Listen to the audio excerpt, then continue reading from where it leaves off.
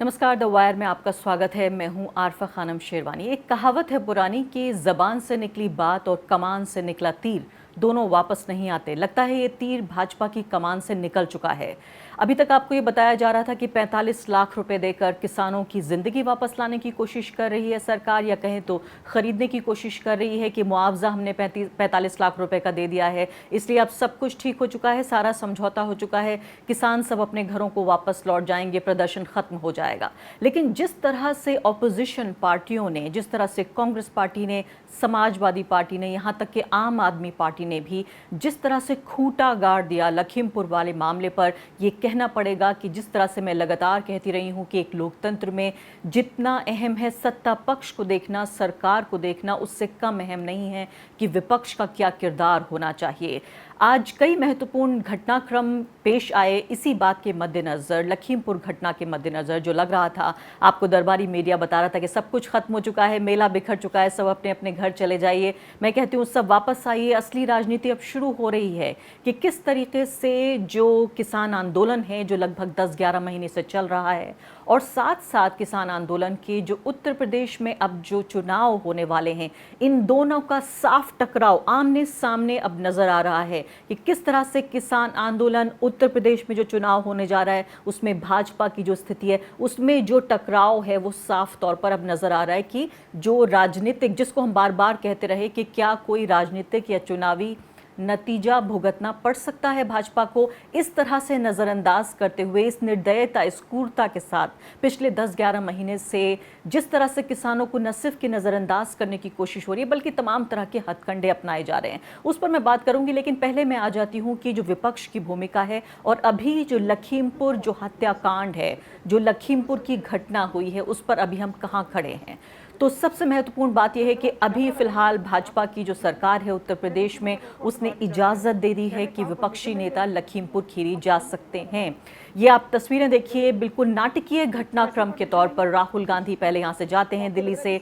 पहले ये खबरें आ जाती हैं कि दिल्ली एयरपोर्ट उनको छोड़ने की इजाज़त नहीं दी जा रही है, कि वो वहाँ से बाहर नहीं निकलते। फिर जैसे तैसे वो फ्लाइट लेते हैं, वो लखनऊ पहुँचते हैं। फिर लखनऊ पहुँचने के बाद इस तरह से झड़प होती है उनकी सुरक्षा कर्मियों के साथ। राहुल गांधी प्रेस को बताते हैं कि देखिए मुझे इजाज़त मिली है जाने की, उसके बावजूद भी मुझे जाने नहीं दिया जा रहा है। इस तमाम नोक झोंक और झड़प के बाद आखिरकार इजाज़त मिलती है। प्रशासन कहता है राहुल गांधी जा सकते हैं। राहुल गांधी सीतापुर पहुंच जाते हैं। सीतापुर में उनकी बहन और कांग्रेस पार्टी की वरिष्ठ नेता, जो कि उत्तर प्रदेश का भी प्रभार संभाल रही हैं, वो प्रियंका गांधी वहां पर नज़रबंद हैं 2 दिनों तक। आप ये सोचिए कि क्या भारत के इतिहास में पहले कभी ऐसा रहा। गांधी परिवार, जिसको लगातार ये कहा जाता रहा कि ये तो राजकुमार हैं, ये तो राजा लोग हैं, ये तो महलों से बाहर नहीं निकलते, किस तरह से सड़क पर टिककर डटकर राजनीति कर रही है कांग्रेस पार्टी। तो इस बात को महत्वपूर्ण तरीके से देखना होगा। हालांकि दूसरी तरफ ये भी एक तरह की दलील सामने दी जा रही है कि इसमें भी जो मास्टर स्ट्रोक है वो भाजपा का ही है। अब ये दलील सुन लीजिए आप कि कैसे कांग्रेस पार्टी को इतना बड़ा जो दिख रही है कांग्रेस पार्टी,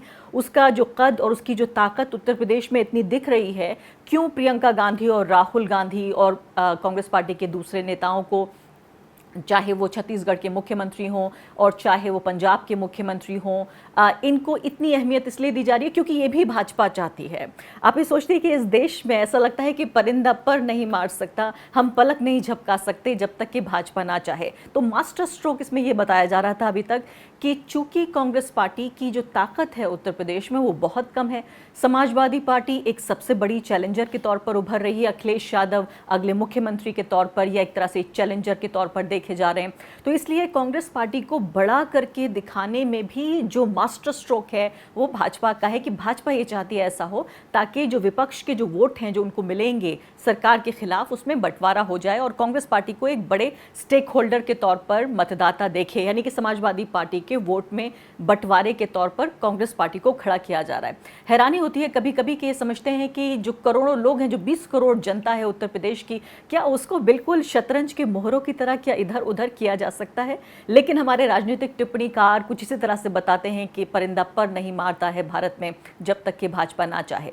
तो फिलहाल आप ये देखिए कि राहुल गांधी वहां पहुंच चुके हैं, लखीमपुर खीरी में साथ में लेके जाएंगे उनकी बहन कांग्रेस पार्टी की नेता, और इस तरह से उन्होंने जो खूंटा गाड़ा है और साथ साथ जैसे कहा जाए कि उनके खजाने में जितने हथियार थे, जितना बारूद है, सब कुछ सामने ला दिया है चाहे वो पंजाब के मुख्यमंत्री हों, चाहे छत्तीसगढ़ के मुख्यमंत्री हों, चाहे वहाँ काडर हो कांग्रेस पार्टी का, क्योंकि सबसे जो वरिष्ठ और सबसे महत्वपूर्ण जो दो नेता हैं, जो गांधी भाई बहन ब्रदर सिस्टर हैं, वो वहाँ पर पहुँच चुके हैं। तो ये राजनीति जो है अब यहाँ से आगे ही बढ़ने वाली है, ये पीछे यहाँ पर नहीं हटेगी। समाजवादी पार्टी के नेता अखिलेश यादव भी देखे जा सकते हैं कि सिख समुदाय के साथ अपनी एकता, अपनी सॉलिडेरिटी दिखाने की वो कोशिश कर रहे हैं। हालांकि भाजपा के भी लोगों ने कोशिश ये की कि इस पूरे आंदोलन को, यहाँ भी जब राष्ट्रीय स्तर पर हो रहा था तब भी ये कहने की कोशिश की कि ये सिर्फ सिखों का आंदोलन है, सिर्फ पंजाबियों का आंदोलन है। अभी भी यहाँ कहने की कोशिश की जा रही है, लेकिन ये आंदोलन जंगल में आग की तरह न सिर्फ कि लखीमपुर बल्कि सीतापुर, बहराइच और उसके आसपास के तमाम जो 6-7 ज़िले हैं उनमें पहुंच चुका है। मैंने आपको कल भी कार्यक्रम में ज़रूर देखिए, अगर आपने नहीं देखा हो, मैंने महत्व आपको बताया था, ये समझाने की कोशिश की थी कि लखीमपुर खीरी जो ज़िला है वो कितना महत्वपूर्ण है। 75 ज़िलों में सबसे ज़्यादा बड़ा ज़िला है। कैसे जो एग्रीकल्चर जीडीपी है उसमें सबसे ज़्यादा योगदान जो पूरे राज्य की आमदनी है उसमें वो देता है। और ख़ासकर ये आंदोलन यहाँ पर इसलिए भी अहम है क्योंकि इस पूरे इलाके की जो आमदनी है, जो पूरी अर्थव्यवस्था है, उसका कमोबेश आधा हिस्सा, 40-50% हिस्सा कृषि पर, पशुपालन पर, इसी पर आधारित है। और इसीलिए यहाँ पर ये इतना बड़ा मुद्दा बन गया है। अखिलेश यादव ने यहाँ तक कह दिया कि जो ब्रिटिश हुकूमत है उसने भी इतनी ज़्यादती नहीं की जितनी ज़्यादती भाजपा सरकार किसानों पर कर रही है। हाल में जो घटना हुई हमें याद दिलाती है कि किस तरीके से अंग्रेजों ने अन्याय किया था। हमें याद दिलाती है इस बात की कि अंग्रेजों ने क्या जुल्म किए थे। आज भारतीय जनता पार्टी की सरकार उन अंग्रेजों के जुल्मों से भी आगे निकल गई। किसी ने गाड़ी से नहीं कुचला होगा, लेकिन भारतीय जनता पार्टी के गृह राज्य मंत्री, उनके बेटे का अहंकार देखिए। गृह राज्य मंत्री टेनी, उनका अहंकार देखिए। वो आवाज दबाने के लिए पहले धमकी देते हैं, पहले कहते हैं कि अगर कोई इस तरह का करेगा तो उसे सबक सिखा दिया जाएगा। लोकतंत्र में इस तरह की भाषा का इस्तेमाल करने के लिए कोई जगह नहीं है। और इसी का परिणाम हुआ कि उनका बेटा गाड़ी लेकर के निकला और जब लोग वापस आ रहे थे अपनी बात कहकर करके, हमारे किसान भाई, हमारे सिख भाइयों को कुचलने का काम किया है। हमें पूरा भरोसा है ये न्याय मिलेगा, और जब तक न्याय नहीं मिलेगा समाजवादी पार्टी आपके साथ खड़ी होकर के कंधे से कंधा मिला करके इस न्याय को दिलाने का काम करेगी। तो अब किसानों की दो महत्वपूर्ण मांगें, उसमें एक मांग ये थी कि अजय मिश्रा टेनी, गृह राज्य मंत्री, उनका रेजिग्नेशन होना चाहिए, उनको इस्तीफा देना चाहिए, और आशीष मिश्रा टेनी जो हैं उनको गिरफ्तार किया जाना चाहिए, क्योंकि किसानों का आरोप यह है कि वो कार में खुद बैठे हुए थे, उन्हीं की कार थी जिसने रौंदा इन किसानों को, और उसका वीडियो भी आपने कल देखा। तो इन दोनों मांगों में से आज ये माना जा रहा था कि क्या ये दबाव काम आएगा किसानों का। अमित शाह साहब से मिले ये जो टेनी हैं, अजय मिश्रा टेनी, और उसके बाद अब जो बाकायदा रिसोर्सफुल बड़े जो सोर्सेज हैं, विश्वसनीय, खासकर हम देख रहे हैं दरबारी मीडिया वो ये कह रही है कि अभी फ़िलहाल ये बात तय हो चुकी है कि अब इनका इस्तीफ़ा नहीं होगा। वो काफ़ी विश्वस्त भी नज़र आए लौटने के बाद वहाँ से, तो लगता है कि अभी फ़िलहाल उनके इस्तीफ़े को लेकर कोई चर्चा नहीं है। लेकिन ये देखना ज़रूरी है कि क्या इस दबाव के तहत आशीष मिश्रा की गिरफ्तारी होगी या नहीं। आशीष मिश्रा, इस्मत आरा की रिपोर्ट है, आप ज़रूर ये पढ़ें इस रिपोर्ट को। इस्मत आरा कह रही हैं कि ये जो मोनू भैया के नाम से जो मशहूर हैं, लोकप्रिय हैं ये अपने इलाके में, इनको अगले एक कैंडिडेट के तौर पर, एक उम्मीदवार के तौर पर भाजपा के देखा जा रहा था अगले विधानसभा चुनाव के लिए। उन्होंने बोर्ड्स भी वहाँ पर लिखे हुए देखे, युवाओं की पुकार, मोनू भैया अब की बार। जिस तरह से आपने देखा अब की बार मोदी सरकार, उसी वजन के ऊपर, उसी लय ताल में ये बिल्कुल इसी नारे को लगाया गया। तो अभी तो लगता है कि उनका कम से कम जो राजनीतिक भविष्य है अगले विधानसभा चुनाव के लिए, वो तो कम से कम अधर में लटक गया है कि क्या मोनू भैया जो युवाओं की पुकार थे, मोनू भैया अब की बार युवाओं की पुकार, वो तो बहुत मुश्किल लग रहा है कि इस तरह से अभी फ़िलहाल चुनाव में उनका कोई अच्छा चांस हो सकता है। तो आप ये देखिए कि पूरा जो किसान आंदोलन जिसको लगातार वायर आपके सामने रखता रहा, कवर करता रहा, उस आंदोलन ने जिस तरह की शक्ल ली है, और इस आंदोलन ने कोई भी बहाना बनाने की कोशिश नहीं की कि हम राजनीतिक नहीं हैं, बल्कि आपको याद होगा मुजफ्फरनगर की जो पिछली रैली हुई है उसमें बाकायदा उन्होंने कहा कि वो राजनीतिक पार्टियां जो उनके लिए हमदर्द हैं वो उनके साथ खड़े रहेंगे और भाजपा को हराने की कोशिश करेंगे। तो किसान आंदोलन ने, उनके नेताओं ने ये साफ कर दिया कि वो गैर राजनीतिक नहीं है। तो अब यहाँ से किसान आंदोलन कहाँ जाएगा, लखीमपुर खीरी का घटनाक्रम क्या पेश आएगा, राहुल गांधी, प्रियंका गांधी, अखिलेश यादव, आम आदमी पार्टी के संजय सिंह, ये तमाम लोग मिलकर किस तरह का माहौल पैदा करेंगे वहाँ पर, ये सब कुछ देखने में बहुत दिलचस्प होगा। आइए बातचीत करते हैं सिद्धार्थ कल्हान से, जो कि वरिष्ठ पत्रकार हैं, लखनऊ से हमारे साथ जुड़ रहे हैं। सिद्धार्थ कल्हान जी, सबसे पहला सवाल मेरा आपसे यही होगा कि पहले विपक्षी नेताओं को रोकना और अब जाने देना, पहले की सियासत क्या थी और अब की सियासत क्या है, ये फर्क क्यों देख रहे हैं हम? मुझे ऐसा लगता है कि पहले विपक्षी दलों के नेताओं को रोकना और खासतौर पर प्रियंका गांधी को लंबे समय तक हिरासत में रखना, जो कि करीब 2 दिन से ज्यादा आज हो चुके हैं। आज उनको दोपहर में छोड़ा गया है। लखीमपुर में मुआवजा देकर मुकदमा दर्ज करके सरकार को लगा था कि ये इस असंतोष को खत्म कर दिया है, या ये जो प्रदेश भर में जो टकराहट का माहौल था, उस माहौल को हम खत्म करने में कामयाब हुए हैं, लेकिन ऐसा नहीं हुआ। विपक्षी नेताओं को रोकने से, उनको हिरासत में लेने से, खासतौर पर जिस तरह से लंबे समय तक प्रियंका गांधी को हिरासत में रखा गया, तो उससे पूरे प्रदेश में आंदोलन हो रहा था। जहां किसान मारे गए थे वहां भी लोग पहुंच रहे थे, भले ही नेता नहीं पहुंच रहे थे, पार्टी के कार्यकर्ता पहुंच रहे थे, उनके घरों पे जा रहे थे। तो ये लग रहा था कि अगर इस तरह का चलता रहा तो ये सरकार के खिलाफ जो माहौल बन रहा है, ये लंबे समय तक चलता रहेगा। और इसको इस टकराव को रोकने के लिए, इस माहौल को बदलने के लिए सरकार ने ये फैसला लिया कि अब वो सभी विपक्षी दलों के नेताओं को जाने देगी। हालांकि कल रात तक ऐसा नहीं हुआ था। आज सुबह एक बैठक की मुख्यमंत्री ने, उसके बाद ये फैसला लिया कि अब वो नेताओं को जो है वो जाने देंगे। जिसके बाद कांग्रेस के नेता चले राहुल गांधी और प्रियंका गांधी, जो अब कुछ देर में पहुंच जाएंगे लखीमपुर।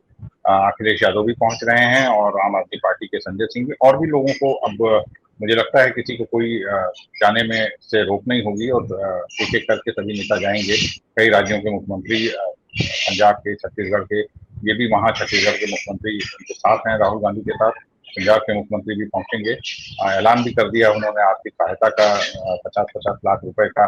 तो इस तरह से मुझे लगता है कि जो माहौल सरकार के खिलाफ बनता जा रहा था, समझौता करने के बाद किसानों के साथ, मुआवजा देने के बाद, मुकदमा दर्ज करने के बाद, उस माहौल को किसी तरीके से ठंडा करने की ये कोशिश भी करेंगे। लेकिन सिद्धार्थ जी बताइए कि फिलहाल अभी तो मैं ये जानना चाहती हूँ कि विपक्ष की राजनीति क्या है। ये भी महत्वपूर्ण बात है कि विपक्ष वहाँ पहुँचकर क्या करना चाहता है। और एक और ये कंस्पिरेसी थियरी की तरह ये बात उभर कर सामने आ रही है कि योगी आदित्यनाथ और भाजपा उत्तर प्रदेश में ये चाहते थे कि प्रियंका गांधी और राहुल गांधी को एक बड़ी पॉलिटिकल फोर्स के तौर पर देखा जाए, क्योंकि उत्तर प्रदेश में मेन जो चैलेंजर हैं वो अखिलेश यादव हैं। कांग्रेस पार्टी का कद और उसका दायरा बहुत छोटा है, लेकिन कांग्रेस पार्टी को बड़ा करके दिखाने का मतलब ये है कि ऑपोजिशन के खेमे में बंटवारा। तो सबसे पहली बात तो ये कि इनकी पॉलिटिक्स क्या है, ऑपोजिशन की, जो किसानों के मद्देनज़र लखीमपुर पहुंचने का मकसद क्या है, और दूसरे क्या इसमें कोई सच्चाई है कि कांग्रेस पार्टी को बड़ा दिखाने में बीजेपी की भलाई है? देखिए, आमतौर पे हमने देखा है, इससे पहले चाहे वो 2017 में खाट सभा से शुरुआत की हो, और 2019 में, या 2017 में, 2012 में कि हाथी पैसा खाता है, इस तरह के तमाम जो कांग्रेस का जो ऑफेंसिव वो रहा है, मूड में स्ट्राइक करने का रहा उत्तर प्रदेश में, उसका लाभ मुख्य विपक्षी दल को मिला, जो कि लड़ाई में रहा। कांग्रेस पार्टी ने माहौल जरूर बनाया, लेकिन लाभ जो है वो मुख्य विपक्षी दल को मिल गया, जो कि लड़ाई में रहा। और अभी की जो स्थिति है, देखिए, ऐसा नहीं है, हो सकता है कि इस कॉन्स्पिरेसी थ्योरी में थोड़ा दम हो कि कांग्रेस को, प्रियंका गांधी को बड़ा अपोजिशन साबित करते हुए और उन पर इस तरह की चीजें रोकी गई हों। लेकिन दूसरी तरफ ये भी है कि प्रियंका गांधी का अब तक की जो गुरिल्ला स्टाइल रही है रिएक्ट करने की, जिस तरीके से वो स्ट्राइक करती हैं, जाकर वो पैदल चली जाती हैं, किसी रास्ते से भी चली जाती हैं। अगर बाकी विपक्षी दलों के नेताओं को, सतीश चंद्र मिश्रा को रोक दिया गया, कहा गया आदेश नहीं है, वो मान गए। अखिलेश यादव को रोका गया, उसके बाद उनको गिरफ्तार किया गया, छोड़ दिया गया, वो चले गए। लेकिन प्रियंका गांधी के साथ ये खुद उत्तर प्रदेश की सरकार को ही मालूम था कि अगर इन्हें छोड़ा जाता है तो ये इसके बाद भी जाएंगे लखीमपुर, और इससे इनको रोका नहीं जा सकता है। तो मुझे लगता है कि प्रियंका गांधी की जो आक्रामक शैली है, उसने भी कुछ बैकफुट पर ला दिया था सरकार को, शायद इसलिए उनको लंबे समय तक हिरासत में रखा गया। और उसके बाद ही ये फैसला भी हुआ कि अब सबको जाने दिया जाए। जहां तक विपक्ष को के वोटों के बंटवारे की बात है, तो कमोबेश ऐसा दिख रहा है इस समय की स्थिति में। नहीं जानता 5 महीने के बाद क्या होगा। 1989 के बाद उत्तर प्रदेश की स्थिति बाइपोलर इलेक्शन जैसी होती जा रही है। दो पार्टियों के बीच के मुकाबले की ज्यादातर सीटों पर, मैं कुछ की बात नहीं कर रहा हूँ, ज्यादातर सीटों पर, करीब 80% सीटों पे। तो ऐसे में आप अपने आगे किसी और अपोजिशन को बड़ा दिखाएं या कुछ करें, उसका बहुत असर जो है नीचे तक जाता नहीं है। माहौल तो कुल मिलाकर आपके खिलाफ जो बन रहा है, उसका लाभ उसको मिलेगा जो आपके खिलाफ सबसे सशक्त विपक्ष होगा। तो इस कॉन्स्पिरेसी थ्योरी जरूर हो सकती है, लेकिन मुझे नहीं लगता है कि इसमें कोई बहुत दम है। एक और महत्वपूर्ण बात कि ये दोनों जो बाप बेटे हैं, दोनों मिश्रा बाप बेटे या टेनी बाप बेटे, माना जा रहा था कि इनमें से कम एक एक्शन ज़रूर होगा, यानी कि या तो इस्तीफा होगा जो अजय मिश्रा हैं उनका, या आशीष मिश्रा की गिरफ्तारी होगी। इन दोनों में से आपको किस तरह से देख रहे हैं? क्योंकि अगर बात माने जो मुख्यधारा के टीवी चैनल्स हैं उनके जो भाजपा में सोर्सेज हैं उसके मुताबिक तो अमित शाह से मुलाकात के बाद ये बात साफ है कि इस्तीफा तो कम से कम नहीं हो रहा है। हाँ, आपकी बात काफी सच है कि इस्तीफा नहीं हुआ, क्योंकि अजय मिश्रा मुलाकात के बाद आ गए हैं वापस लखीमपुर अपने घर पे, और वो काफी मुतमईन दिख रहे हैं। जहां तक दूसरी बात है कि उनके बेटे की गिरफ्तारी की, तो अभी मेरे पास कोई पुष्ट सूचना नहीं है। कुछ स्ट्रिंगर्स ने लखीमपुर के मुझे बताया है, और कुछ सोशल मीडिया पे भी इस तरह के मैसेजेस आए हैं। हालांकि सरकार की तरफ से आधिकारिक तौर पर नहीं कहा गया है, लेकिन ये पता चला है कि शायद उनके बेटे आशीष मिश्रा मोनू को हिरासत में लिया है पुलिस ने, और उनको कहीं पर ले जा रही है उनसे पूछताछ करने के लिए। ये अभी तक का अपडेट है। इसकी मैसेजिंग क्या है सिद्धार्थ जी? जल्दी से बताइए कि मैसेजिंग क्या होगी अगर माना उनकी गिरफ्तारी होती है, या ये भी खबर फैल जाती है कि पुलिस उनसे पूछताछ कर रही है, तो पहले इस बात से साफ इनकार करना कि हमारा इस पूरे हत्याकांड में कोई रोल नहीं है, और एक तरह से एक अग्रेसिव अप्रोच, और अब उसके बाद विपक्ष को भी जाने देना या इनसे पूछताछ करना या इनकी गिरफ्तारी होना, इसकी मैसेजिंग क्या है? क्या आपको लगता है कि मामला हाथ से निकल रहा है सरकार के? देखिए, मामला ऐसा करके सरकार जो भी डैमेज कंट्रोल करना चाहती है, लेकिन damage has already been done. Damage जब उसमें आप इस बात से नहीं नकार सकते हैं कि किस तरह से रौंद के मारा गया, आप इस बात से नहीं नकार सकते हैं कि किस तरह से विपक्ष को जाने से रोका गया, किस तरह से एक अड़ियल रवैया अपनाया गया, कितने दिनों तक वो नहीं हुआ। तो जो मैसेज जाना था, देखिए वो मैसेज जा चुका है, जो कि सरकार के पक्ष में तो नहीं दिखता है। और मुझे नहीं लगता है कि डैमेज कंट्रोल से कोई बहुत, हाँ हो सकता है कि आप कुछ लोगों को स्पेसिफाई कर सकें कि हमने देखिए गिरफ्तारी कर ली है, लेकिन अब अगर गिरफ्तारी हो गई है तो मंत्री को हटाए जाने की मांग भी जोर शोर से उठेगी। तो ये सब चीजें होंगी, और दूसरी तरफ किसान संगठन अपने आंदोलन को और तेज करेंगे, उत्तर प्रदेश के और हिस्सों में ले जाएंगे जिस हिस्सों में अभी उनकी उपस्थिति कम दिख रही थी। सिद्धार्थ जी, बिल्कुल आखिरी सवाल आपसे कि अभी तक इसको इस तरह भी प्रोजेक्ट करने की कोशिश हो रही है कि देखिए ये तो कुछ हज़ार सिखों का मामला है, सिख किसानों का मामला है, उन्हीं की हत्याएं हुई हैं, वही वहीं पर विरोध प्रदर्शन कर रहे हैं। जैसे कि राष्ट्रीय स्तर पर भी चूंकि पंजाब से इस पूरे मूवमेंट की शुरुआत हुई, तो इसलिए भी इसको एक तरह से सिखों का, पंजाबियों का मुद्दा बनाकर देखा गया। लेकिन क्या आपको लगता है कि ये लखीमपुर खीरी की जो कुछ हज़ार की आबादी है सिखों की, उसी तक ये लिमिटेड रहेगा, या आपको लगता है कि और ज़िलों में भी फैल रहा है? क्या जो डोमिनेंट कम्युनिटी जो इन प्रदर्शनकारियों की है, जो कि किसानी है, वो ज़्यादा इस पूरे प्रदर्शन पर हावी हो रही है, या उनकी धार्मिक पहचान? क्या बीजेपी इनको सिर्फ पहचान में सिमटाने में कामयाब होगी?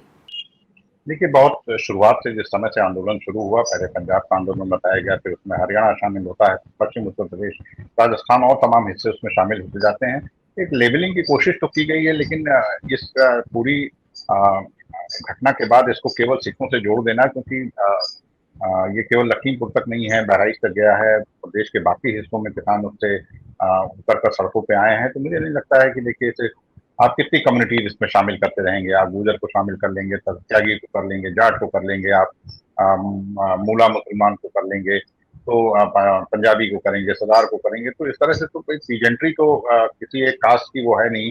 और जो भी पीजेंट्री जो भी खेती किसानी करने वाले लोग हैं, बड़ी जोत, छोटी जोत, मध्यम जोत, उन सब पर में इस बात को लेकर नाराजगी तो है। आंदोलन को जिस तरीके से दबाया जा रहा है, और कृषि कानूनों को लेके जो दिक्कतें हैं वो नीचे तक पहुंचाई गई हैं। बहुत किसान आंदोलन जो भी चला रहे हैं जो लोग, उन्होंने इस बात को नीचे तक पहुंचाने में कामयाबी हासिल की है।